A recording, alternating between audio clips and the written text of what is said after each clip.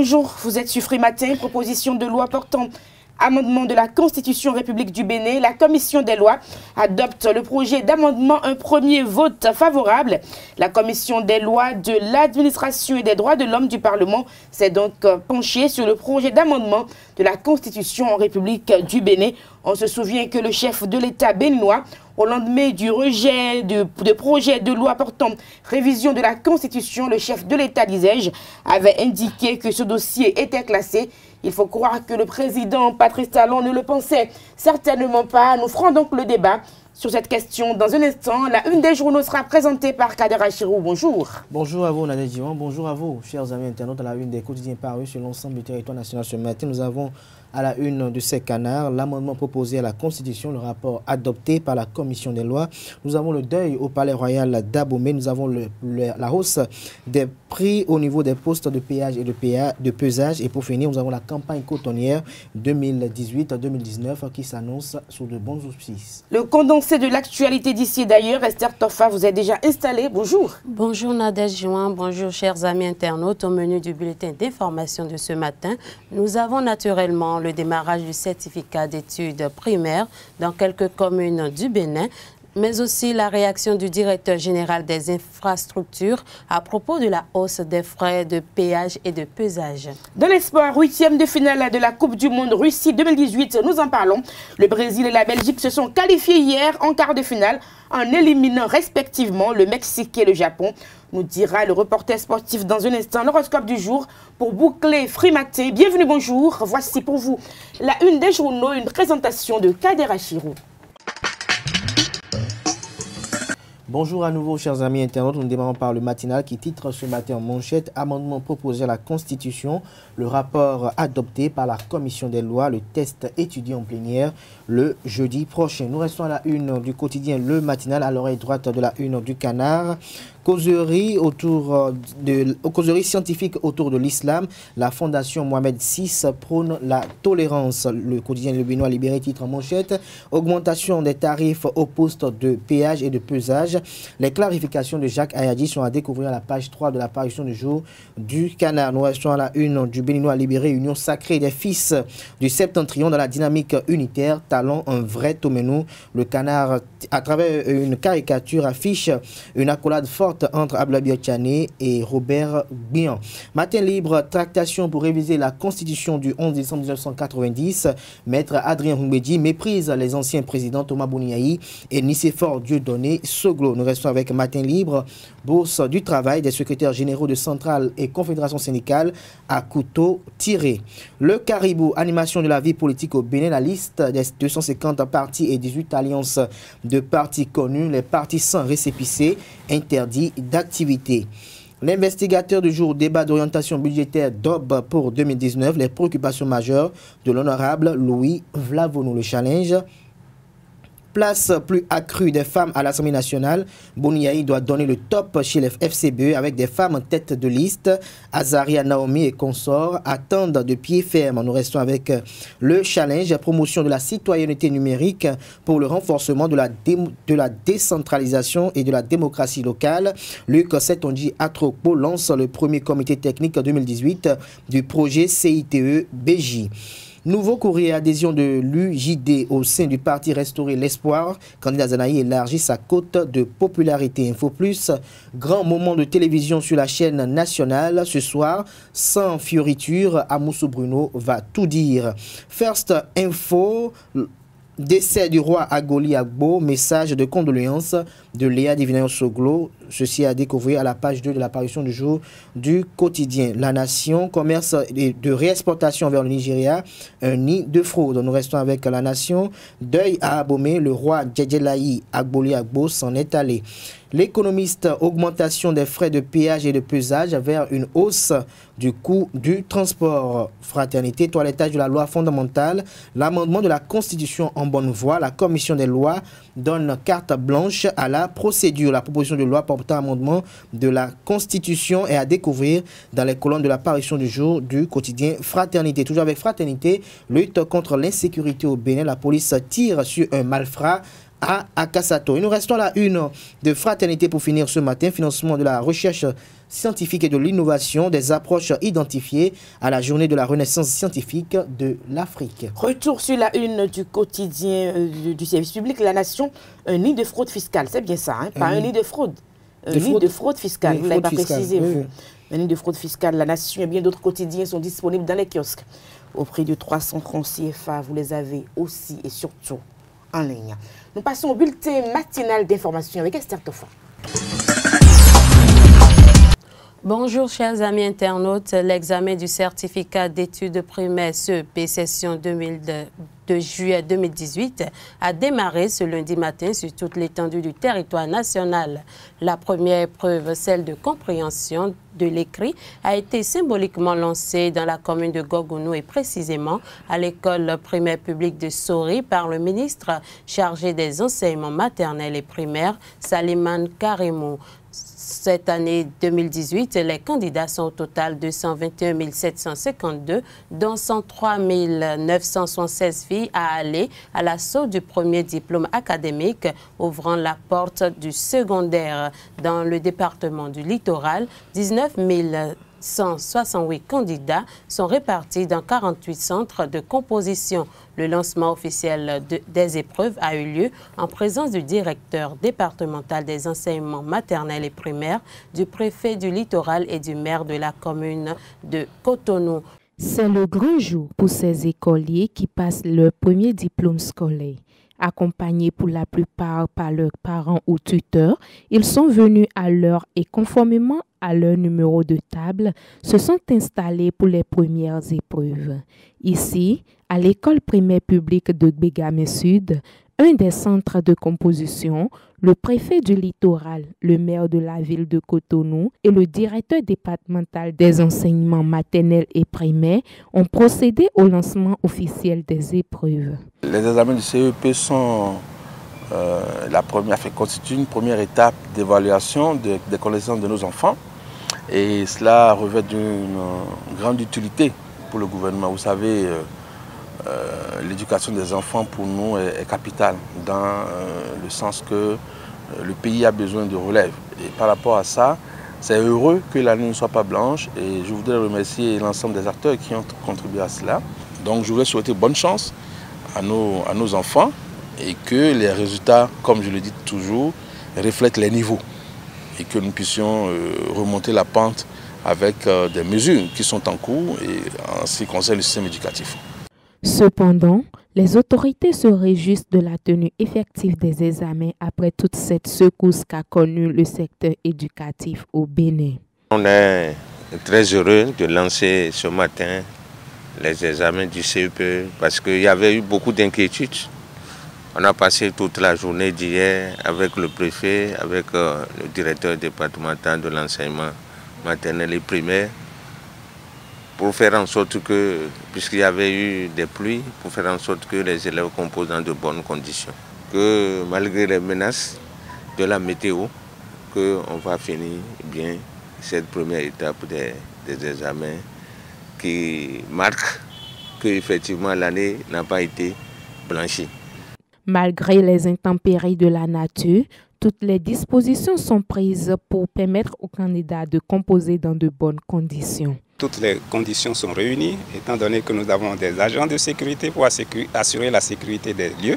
Nous avons des agents de santé si éventuellement il y avait des malaises au niveau des enfants qui pourront intervenir correctement. Tous les surveillants sont là, le chef centre, tout est mobilisé pour que tout se passe bien et qu'on atterrisse bien. Oui, ils seront bien à la hauteur, étant donné que malgré les mouvements pour les classes d'examen, les directeurs se sont pliés en 4 pour que le travail soit fait, malgré les mouvements.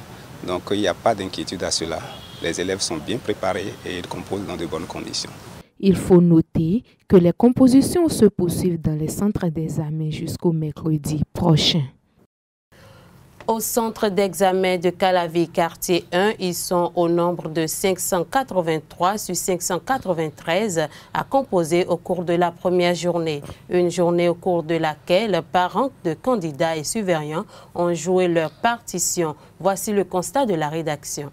Dans la commune d'Abomey-Calavi, l'examen du certificat d'études primaires CEP a démarré comme prévu ce lundi 2 juillet 2018. À 11h et quelques, les candidats ont respectivement entamé la composition de l'épreuve d'éducation sociale, troisième épreuve de la première journée de l'examen. En dehors de quelques cas de malaise, dont vomissements et diarrhée observés dans la matinée, les évaluations ont effectivement eu lieu et se sont déroulées dans de bonnes conditions malgré la forte pluie qui s'est abattue sur la ville le week-end.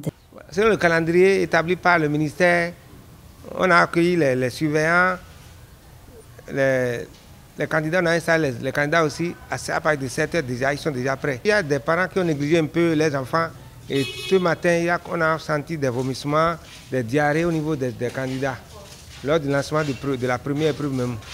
Mais grâce au dynamisme de l'agent de santé, on a pu surmonter facilement cette difficulté-là. On a fait la lecture de 8h30 à 9h35. Après, il y a une pause.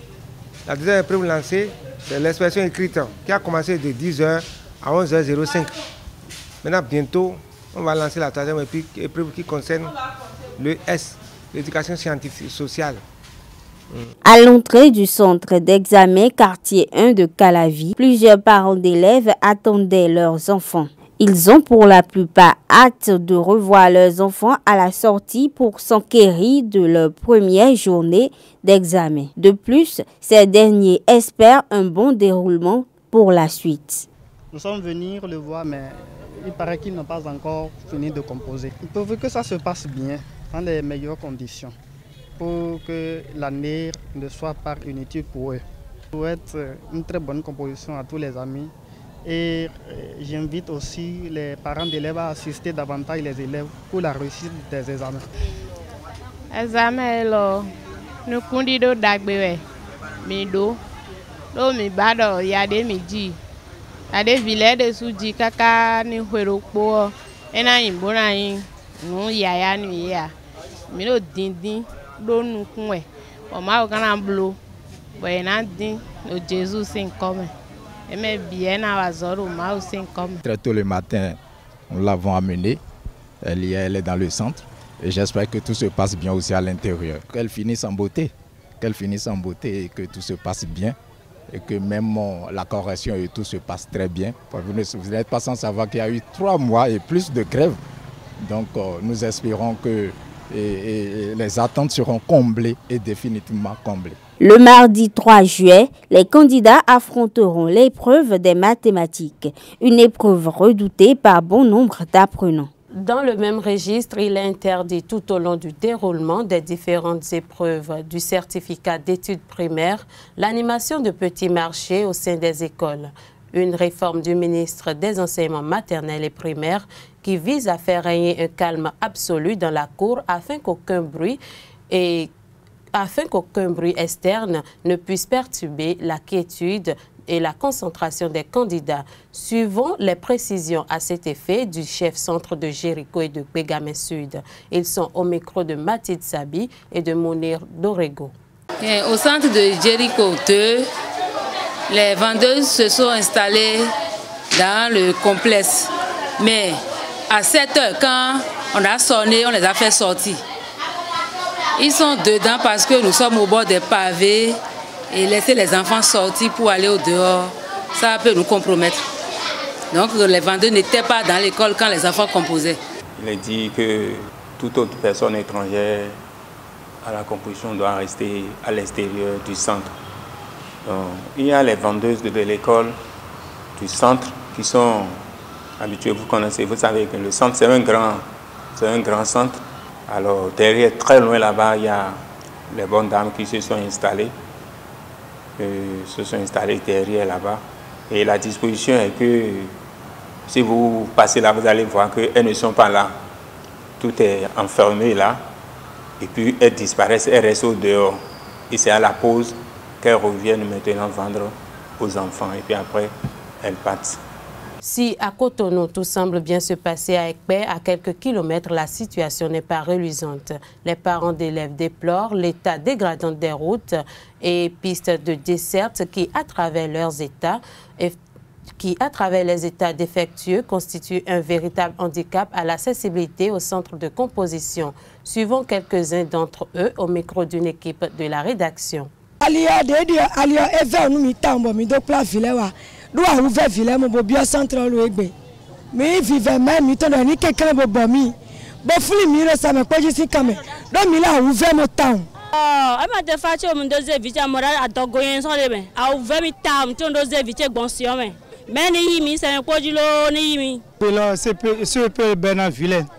Mais jire jaro so aliole biegble ama village na do bioko eve una ye tam ye so ze briki de le do sinlome bo keke no le so ra yi jero sinlome supo ye ton ko ja yi je sinlome e mayon même de ete ze briki de mo te jonde e mo gbogbo ramble yi pere na gbe kunte mi dona o gan mi ton le ni ye ni bo mi pere ni lo ni doyon.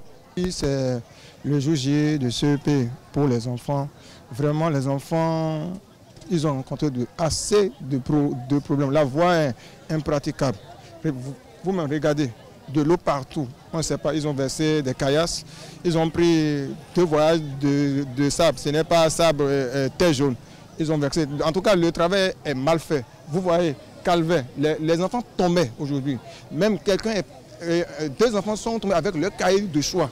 C'est pas possible. Oh, les enfants ont besoin de ça pour pouvoir composer. Vraiment, il faut que les autorités à divers niveaux viennent au secours de l'année passée, c'était pareil. Oh, cette année, ils avaient dit qu'ils vont régler ça. Ce qu'ils ont fait cette année encore, ils n'ont rien fait.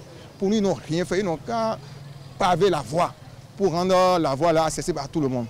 Le directeur général des infrastructures, Jacques Ayadi, s'est prononcé hier sur la hausse des frais aux postes de péage et de pesage. C'était sur une radio de la place. Selon des explications, cette augmentation s'inscrit dans le cadre de l'entretien de ces postes et des routes longtemps délaissées à ses dires. Nadège Djiwan, ainsi s'achève le bulletin de ce matin. Merci à vous, chers internautes, de nous avoir suivis. Merci à vous, Esther Toffa. La grande édition du journal est prévue pour 19 h sur Zawi TV. Nous passons au débat sur Free Matin. Dans le débat, nous parlons donc de la proposition de loi portant un amendement de la Constitution en République du Bénin. La commission des lois a adopté donc ce projet d'amendement, comme je l'annonçais, un premier vote favorable. Kader Achirou.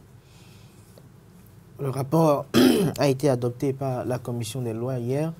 Il faut dire que la révision de la Constitution refait surface aujourd'hui avec un projet ou un test élaboré et porté par 2 anciens présidents de l'Assemblée nationale, à savoir Bruno Amoussou et Antoine Idikola Olé, et coiffé par un 3e, l'actuel président de l'Assemblée nationale, qui est Maître Adrien Hongbeji.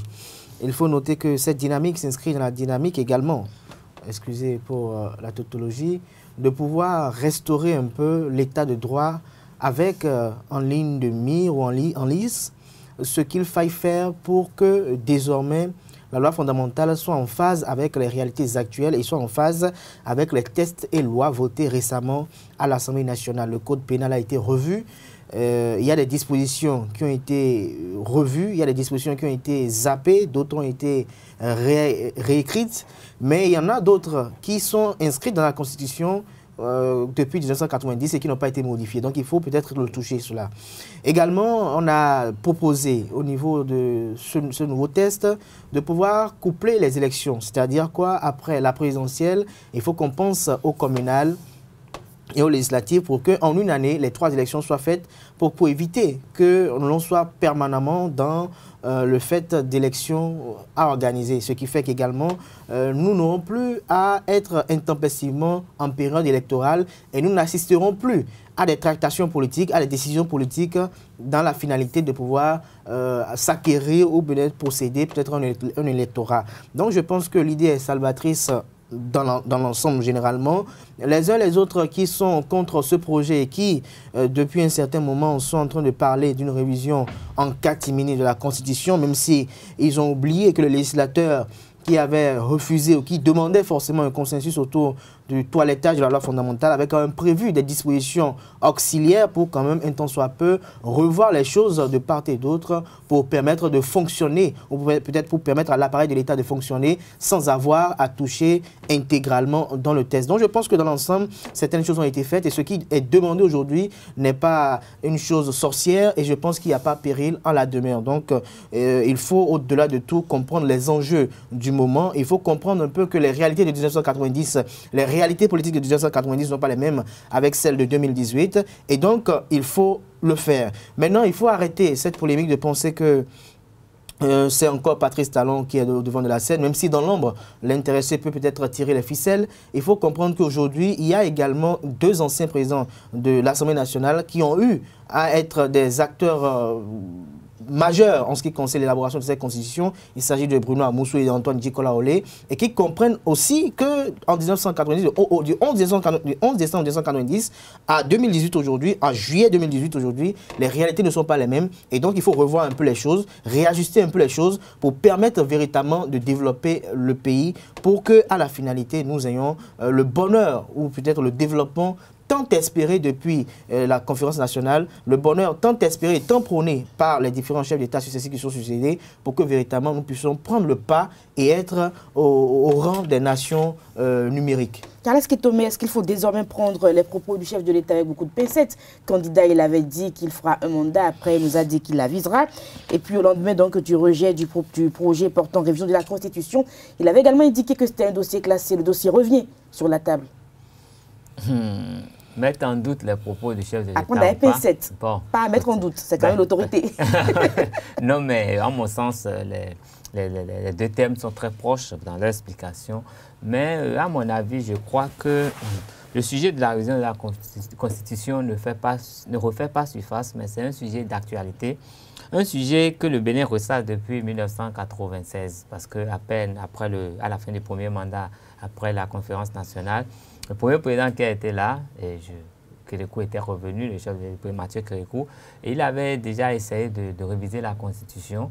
Et depuis, il y a toujours des tentatives qui se répètent tout le temps pour réviser la Constitution, parce que les gens estimaient qu'il y a quand même des dispositions qui étaient taillées sur mesure, des dispositions qui étaient taillées soit pour classer les anciens chefs d'État qu'on ne voulait pas voir revenir, des dispositions quand même qui étaient trop limitatives de la liberté.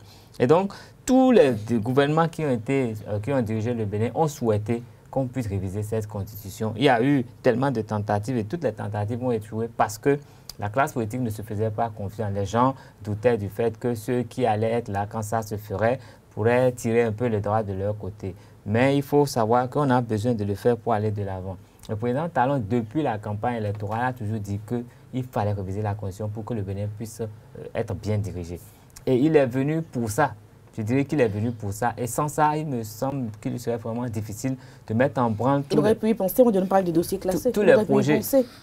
À mon avis, il serait difficile de mettre en branle tous les projets qu'il avait envisagés pour le Bénin sans la révision de la Constitution. Et si on observe bien, si on fait une bonne lecture de la gestion du Bénin, on a quand même remarqué que depuis cet échec, l'échec de ce premier vote, le gouvernement en place n'a pas cessé de poser des actes qui appelait forcément à la révision de la Constitution. Le retrait de droit de grève, ça demandait qu'on aille vers la Constitution. Beaucoup de dispositions, beaucoup de dispositions nous renvoient vers la révision de la Constitution et ce n'est qu'un constat aujourd'hui qu'on est obligé d'y aller parce qu'il y a eu tellement de choses. C'est pas ruse et pas rage? Ruse et rage, je dirais oui et non. Oui et non, on peut dire ruse parce que, bon, dans la manière de faire, tout le système a été contraint à beaucoup de ruses quand même. À y aller. Donc, on peut dire que c'est la ruse. Ça dépend de comment les gens ont pensé la chose. Si c'est de bonne foi, on peut dire que la ruse, quand on parle de ruse, il y a une connotation négative. Mais parler de rage aussi, je crois que les gens ne se sont pas acharnés dessus. Mais on a vu des actes qui sont venus tout doucement. En fait, je crois que c'est de la stratégie. On n'est pas en guerre ici, mais c'est de la stratégie. Aujourd'hui, on y est. Qu'est-ce qu'on y peut contre? De toute façon, tous les Béninois sont unanimes. Il y a beaucoup de choses qu'il faut revoir dans la Constitution. Tout reste dans la manière dont on va le faire et comment ça va se faire. De toute façon, même si aujourd'hui nous maintenons dans notre Constitution des dispositions qui n'arrangeraient qu'un camp, Et ce camp-là ne s'éternisera quand même pas au pouvoir. Quand ce camp partira, on révisera à nouveau la Constitution pour rectifier les choses, pour remettre les choses à l'endroit. Parce que quand on observe les grandes démocracies, les gens touchent. C'est ça, c'est ce qu'on craint justement. On se dit quand même que lorsque la Constitution sera révisée, il ne faut pas encore que d'ici 5 ans, notre président revienne encore. Celle de 1990, c'est resté quand même pendant... Oui, mais quand vous voyez un peu, pour l'exemple le plus proche de nous, la France, qu'on suit un peu, les gens retouchent à la Constitution, il y a des amendements qui viennent de temps à autre. Mais au Bénin, c'est resté quand même un fétiche, la Constitution. On a vraiment eu du mal on a encore du mal. La Constitution va demeurer notre fétiche, mais on va essayer d'arranger le fétiche pour qu'il ne tombe pas. Alors, Kader Achirou, qu'est-ce qui va fondamentalement changer avec ces amendements-là? Ce qui va fondamentalement changer, c'est ce que j'ai eu à énoncer tout à l'heure. Le mandat des députés passera à 5 ans. Les élections seront couplées désormais. Nous assisterons, le mandat des députés à 5 ans, d'accord. De 4 à 5 ans. De 4 à 5 ans. Nous assisterons désormais à ne pas... Ils ont intérêt à vite faire passer ça. C'est bien pour le pays. C'est bon pour le pays. C'est bon pour les députés aussi, ça fait 1 an en plus. Non, oui, c'est bon pour les députés. Il va durer encore d'une année. Je pense qu'au-delà de ce qui est effectué aujourd'hui, je pense que le besoin est unanime qu'il faut réviser cette Constitution. Qu'on arrête les intoxications de part et d'autre, les désinformations. Parce que si Mathieu Kérékou a voulu réviser cette Constitution, l'a taxé de vouloir s'éterniser au pouvoir, Boni Yaya a voulu le faire. On l'a aussi dit qu'il veut s'éterniser au pouvoir. Patrice Talon aujourd'hui vient d'arriver. Il a encore un mandat. C'est au moins ça qui réunit tous les chefs d'État. Il y a ça quand même, ils ont déjà essayé de le faire. Ils ne veulent pas le faire. Je pense il y a une unanimité. Cette velléité qui est caractérisée de part et d'autre par les acteurs politiques de vouloir surfer sur la volonté de vouloir développer le pays pour peut-être en créer un embout-griot ou une entrave aux différentes réformes est quand même une manie à bannir de la société. Je pense que dans la Constitution qui doit être revue également, il faut qu'on amène les uns les autres à ne plus faire des affirmations gratuites. Il faut qu'on amène les uns les autres à ne plus permettre... Même les journalistes comme Kader Achirou ne plus faire des affirmations gratuites. Encore moins sur le plaque de Frimat. Il faut qu'on précise ça en plus. Allez-y. Oui, mais en temps, il y a Kader l'information de la Constitution.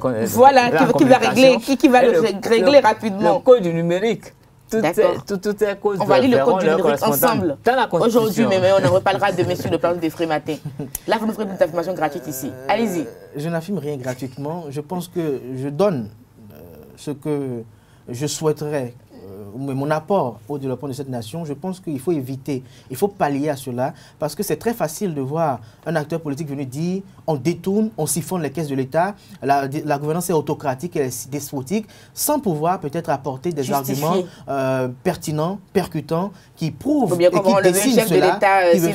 Je pense que si Patrice Talon a eu à dire qu'il fera un seul mandat constitutionnel, il parlait en tant qu'acteur politique ou bien en tant que néo-acteur politique. Il n'avait pas encore compris les enjeux de la politique, il n'avait pas encore pris goût à la chose présidentielle. Et s'il constate aujourd'hui, il est en avance. S'il constate aujourd'hui que ce que j'ai comme programme d'action du gouvernement, tout ce programme assez ambitieux, parce que même les politiciens ont dit qu'il ne pourra pas finir tout ce qui est là en 5 ans. Il ne finira pas ça en 10 ans. Ne peut pas être fini en 5 ans. Alors, s'il a la volonté de vouloir faire un quinquennat en plus, je ne vois pas en quoi. Le programme est vraiment ambitieux. Vous avez vu le PAG? La Constitution maintenue dans l'état actuel permet, autorise et légitimise Patrice Talon à refaire encore un mandat constitutionnel. Donc je ne vois pas pourquoi c'est en révisant la Constitution qu'il reviendra encore pour un second mandat. Je pense qu'il peut refaire en toute aisance son quinquennat. Non, je pense que les opposants le disent. Le disent déjà que c'est pour essayer de revoir. Et je pense qu'il y a une chose qui est déjà mise de côté. La question du mandat unique, la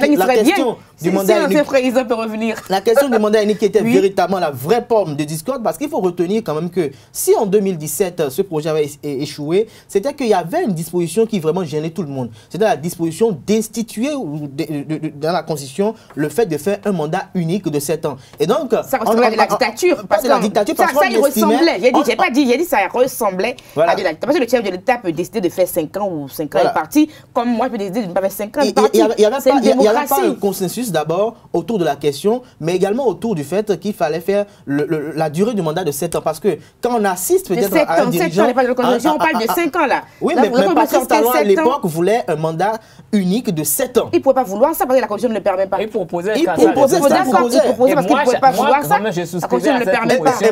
Et moi, je suis contre aussi ça. Moi, je suis contre aussi ça parce que je pense que si nous avons à la tête d'un pays un président qui vient faire 7 ans et qui se fout de tout le monde et qui met en œuvre des réformes qui ne sont pas à l'unanimité acceptable, le peuple va gémir et à la finalité, on assistera avec la manipulation des acteurs politiques à une insurrection populaire. Mais en revanche, si nous avons également un vicieux à la tête de l'État qui ne vient que pour siphonner les caisses de l'État, pour arranger les choses pour son clan, pour essayer de revoir un peu sa situation financière, on assistera à ce que j'ai fait ma part, j'ai pris ma part du gâteau, comme l'a dit quelqu'un il y a cela quelques années, j'ai pris ma part du gâteau et il a pris son avion, il finira son mandat constitutionnel et il prendra également son avion pour aller vivre sa retraite politique dans l'Hexagone. Il paraît qu'en politique au Bénin, tout le monde prend tout sa part de gâteau. Il ne faut pas croire aux propos des acteurs politiciens. politiques. Oui, c'est vrai, il ne faut pas croire à leurs propos. Oui, mais je crois qu'il y a quelqu'un... Mais Patrice Talon a une exception quand même. Je crois qu'il y a quelqu'un qui a dit que les promesses électorales n'engagent que ceux qui croient.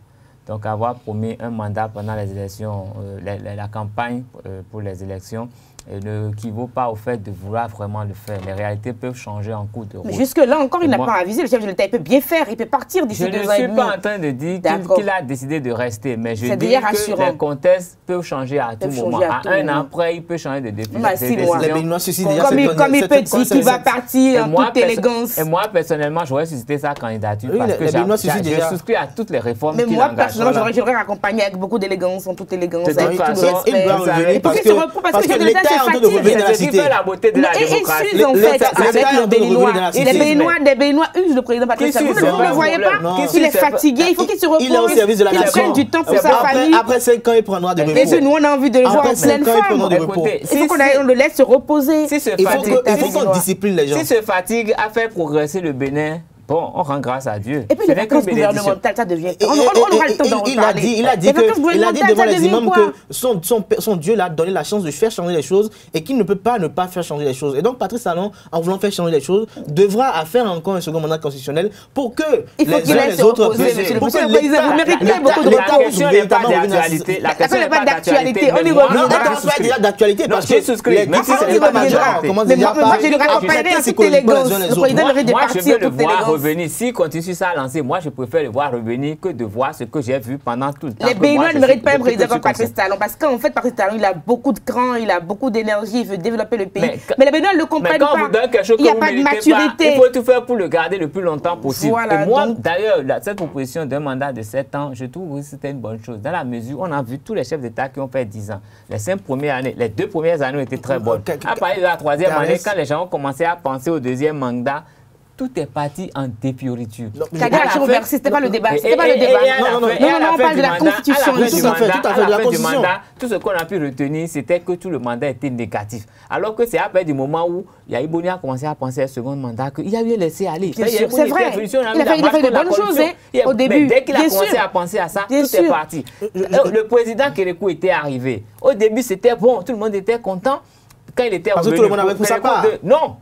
Parce que c'était rigoureux. Lui parle de Kérékou comme s'il a connu le président dans sa gestion. Vous les jeunes d'aujourd'hui là, vous parlez, mais franchement, mais à partir du moment que ces amis politiques lui ont donné cette envie de faire un second mandat, ces amis politiques se sont mis en branle, il y a eu l'UBF, tout est parti en lambeaux, il n'y a plus rien eu. Et à la fin, on a dit que le mandat était négatif. Je partage votre avis. Qu'on fasse un mandat sérieux, que les gens soient sûrs que s'il fait il faut se retrouver devant la justice et qu'il fasse bien qu'il s'en aille. Je pense qu'en ce qui concerne le mandat, il faut instaurer d'abord et instituer dans la Constitution le fait que les présidents de la République, les ministres de la République puissent aller devant la justice, répondre de leurs actes. Alors si vous voulez instaurer des choses, et que dans le même temps, si vous voulez instaurer des choses, allez à l'Assemblée nationale, faites-vous élire député et aller à l'Assemblée nationale pour pouvoir faire des propositions. Je suis de ceux qui pensent qu'au-delà du fait de penser peut-être à un mandat unique, il faut permettre au peuple de pouvoir sanctionner les chefs d'État. Le peuple sanctionne parce qu'après le distribue de l'argent, il vote encore pour les candidats. L'échec de, je vais rapidement finir, l'échec de Lionel Zissou en 2016, c'était pas dû au fait que Lionel Zissou peut-être gênait, mais c'était une sanction à Boni Yahi de vouloir, parce qu'on prenait cette candidature comme un troisième mandat de Boni Yahi. Donc je pense que même si on prévoit dans la Constitution le fait de faire 4 mandats de 5 ans, je pense que le peuple, quand il en aura marre d'un chef d'État, il va le sanctionner. Mais le problème, ce qu'il faut mettre, c'est qu'il faut empêcher le siphonnage des caisses de l'État, il faut empêcher le fait de nourrir un clan. Et à travers cela, il faut permettre aux si vous étiez là pour siphonner les caisses de l'État, vous n'allez pas eu d'empêcher ça. Allez-y. Si Kader Achille pouvait siphonner les caisses de l'État, s'il est quelque part pour qu'il pouvait bien siphonner et que si les circonstances le permettaient, il ne parlerait pas comme ça. Allez-y, donc vous encouragez cela? Non, je n'encourage pas cela, mais dites-si vous, je vous connais assez bien. Allez-y, Carles. Ne sommes pas amnésiques. Rappelons-nous un peu les propositions que contenait cette proposition de révision de la Constitution. C'était déjà prévu que les dispositions soient prises de façon à ce que tous les anciens ministres, les chefs d'État puissent répondre devant la loi de leur gestion. Et on a voté contre parce qu'on avait peur de toutes ces choses-là. Mais c'est ça que vous déclarez, même s'ils vont répondre, même si vous leur permettez de faire 4 mandats de 7 ans, le peuple béninois, le peuple étant souverain... Merci à vous. C'était le débat ce Frimatin. Nous passons donc à l'horoscope du jour et au sport ce Frimatin. Les sports et l'horoscope du jour. Ruth Sodeji, bonjour. Bonjour. Dans un instant avec vous, les prévisions astrologiques d'aujourd'hui pour savoir un tout petit peu à quoi s'en tenir pour le compte de cette journée. Les sports, Larios Adiagbeno, bonjour. Bonjour Nadège. Nous parlons donc 8e de finale de la Coupe du Monde Russie 2018. Le Brésil et la Belgique passent, c'est bien ça. Et puis Mexique-Japon, éliminé. Le Japon, franchement, on ne s'y attendait pas vraiment pour le Japon. Oui, mais le Japon a fait son match, a fait sa Coupe du Monde et les samouraïs bleus du Japon peuvent rentrer à la maison et être accueillis comme des héros parce qu'ils ont perdu les armes à la main. La Seleção, on va parler d'abord du Brésil. Oui. La Seleção a battu le Mexique 2-0. Grâce à sa star Neymar Junior da Silva, impliqué dans les 2 réalisations, l'attaquant du Paris Saint-Germain a ouvert le score à la 51e minute avant de permettre à son coéquipier Firmino de corser l'addition à la 88e minute sur son 2e ballon touché après son entrée en jeu quelques minutes plus tôt. Le Brésil va disputer pour la 7e fois d'affilée les quarts de finale de la Coupe du Monde. Son dernier échec en Coupe du Monde ou en 8e de finale d'une Coupe du Monde remonte en 1990 en Italie. À l'époque, les Brésiliens ont été éliminés par l'Argentine du gamin en or El Pibe de Oro, Diego Armando Maradona. Défaite 0-1. Et il faut noter que l'Argentine a été battue en finale de cette Coupe du Monde 1990 par l'Allemagne de l'Ouest, 1-0. Si le Brésil a facilement sauté le verrou mexicain, la Belgique, son prochain adversaire, est allé chercher dans cette trip pour arriver à bout des vaillants samouraïs bleus du Japon. Menés 0-2 après 52 minutes de jeu, les Diables Rouges de la Belgique ont réduit le score à la 69e minute grâce à Vertonghen avant d'égaliser 5 minutes plus tard par l'entremise du joueur d'origine marocaine plutôt, Fellaini. Alors qu'on s'acheminait tout doucement vers les prolongations, Chadli offre la qualification à son équipe dans les tout derniers instants du temps additionnel à la suite d'une contre-attaque rondement menée. Les Japonais tombent, comme je l'ai dit à l'entame, les armes à la main. Les Belges vont jouer le Brésil en quart de finale vendredi prochain à 19h. Une affiche qui s'annonce très alléchante. La dernière affiche des quarts de finale sera connue donc aujourd'hui, mardi. Ce sera au terme des 2 derniers 8e de finale qui se jouent aujourd'hui. La Suède joue la Suisse à 15h GMT plus 1, alors que la Colombie rencontre l'Angleterre à 19h heure béninoise.